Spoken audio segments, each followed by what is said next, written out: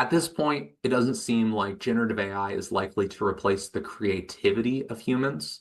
I've yet to look at a piece of so-called AI artwork and feel anything but, that's cool. And yet I can look at human created art and be moved, have sincere emotions at the complexity of that art. And I think there is something to the creativity of humans that generative AI hasn't gotten yet.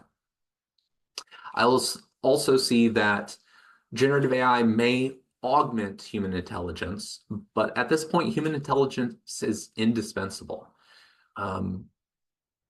One of the core areas here is that or key data points is that the current top chess players are not computers.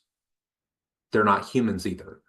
They are human-computer combinations. So humans that have learned to augment their decision-making with the computer's recommendations.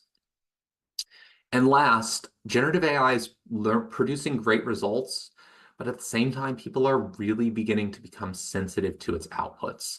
If you look on social media, there are generative AI images everywhere. And people almost immediately will go, this is AI, because they're learning to spot these images, which is really just a hopeful sign for humanity. But also, if you use generative AI in an email, someone might pick up on that.